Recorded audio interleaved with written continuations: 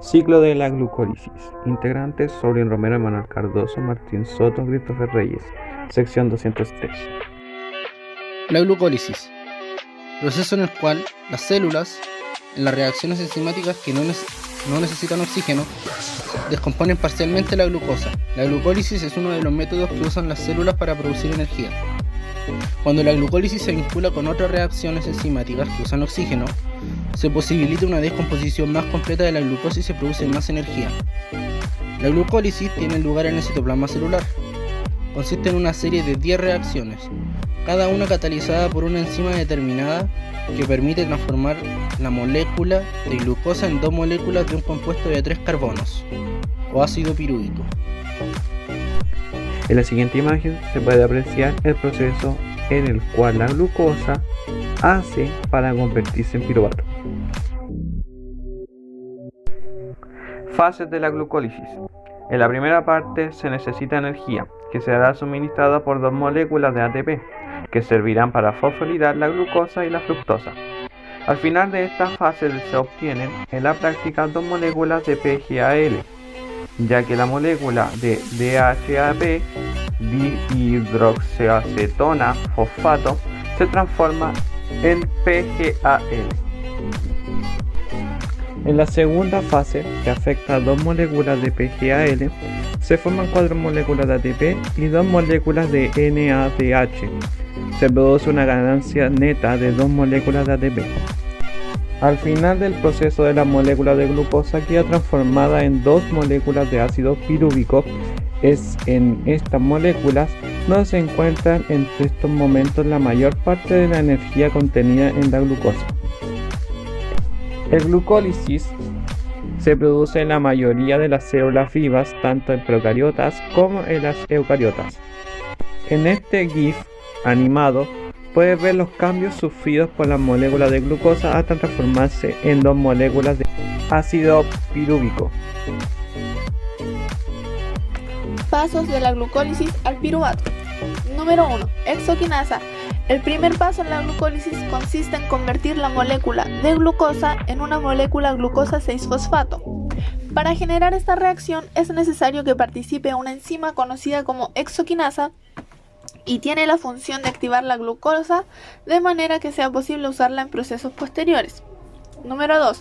Fosfoglucosa isomerasa. La segunda reacción de la glucólisis es la transformación de la glucosa 6-fosfato en fructosa 6-fosfato. Para ello debe actuar una enzima que se llama fosfoglucosa isomerasa. Esta es la fase de definición de la composición molecular que permitirá consolidar la glucólisis en las dos etapas que siguen. Fosfofructoquinasa. En esta fase, la tercera, la fructosa 6-fosfato se convierte en fructosa 1,6-bifosfato por medio de la acción de la fosfofructoquinasa y magnesio. Se trata de una fase irreversible, lo que genera la glucólisis comience a estabilizarse. Número 4 y última, la aldolasa. Ahora la fructosa 1,6-bifosfato se divide en 2 azúcares de isómero, es decir, 2 moléculas con la misma fórmula pero cuyos átomos están ordenados de manera distinta, con lo cual tienen también propiedades distintas. Los 2 azúcares son dihidroxiacetona fosfato y gliceraldehído 3-fosfato, y la división ocurre por la actividad de la enzima aldolasa. Pasos de la glucólisis al piruvato. Quinto paso. Trifosfato isomerasa. La fase número 5 consiste en reservar el fosfato de gliceraldehído para la siguiente etapa de la glucólisis. Para esto es necesario que actúe una enzima llamada trifosfato isomerasa dentro de los 2 azúcares obtenidos en la etapa anterior. Dihidroxiacetona fosfato y gliceraldehído 3-fosfato. Aquí es donde termina la primera de las grandes etapas que describimos a inicio de esta numeración, cuya función es generar el gasto de energía.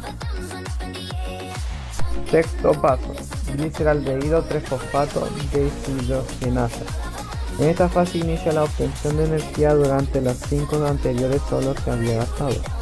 Seguimos con los dos azúcares generados anteriormente y su actividad es la siguiente. Producir 1.3 bisofosglicerato por medio de agregar un fosfato inorgánico al gliceraldehído 3-fosfato. Para poder agregar este fosfato, la otra molécula, el gliceraldehído 3-fosfato deshidrogenasa, debe deshidrogenarse. Esto significa que comienza a aumentar la energía del compuesto. Paso 7.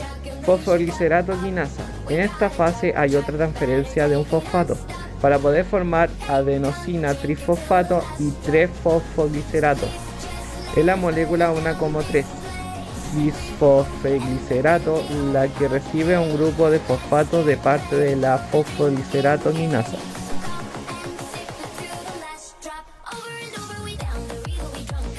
Paso número 8. Fosfoglicerato mutasa.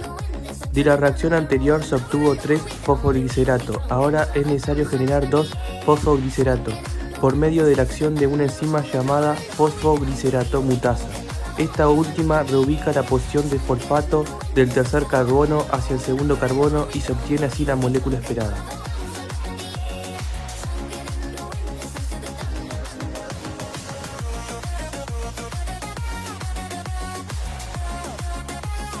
Paso número 9. Enolasa. Una enzima llamada enolasa se encarga de eliminar la molécula de agua del segundo fosfoglicerato.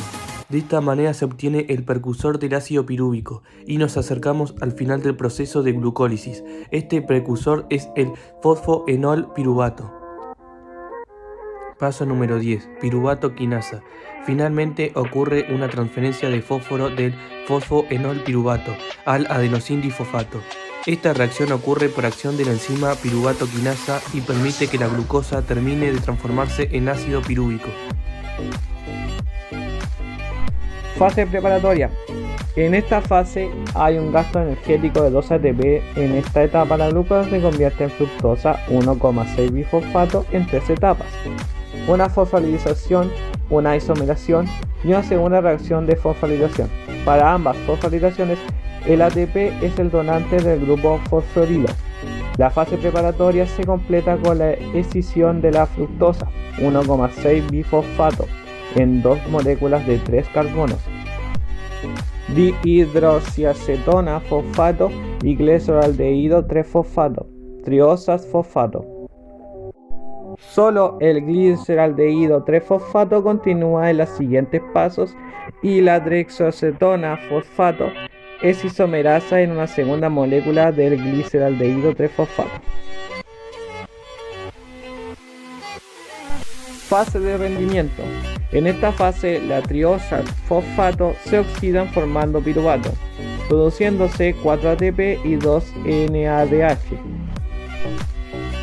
Cada molécula de gliceraldehído 3-fosfato se oxida y fosforila con fosfato inorgánico para formar 1,3 bifosfoglicerato.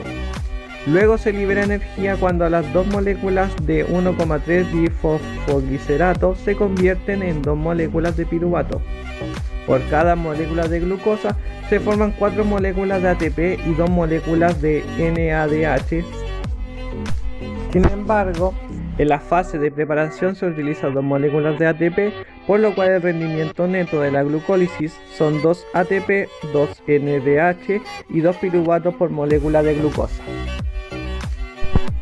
En la siguiente imagen se puede apreciar la ruta metabólica de la glucosa.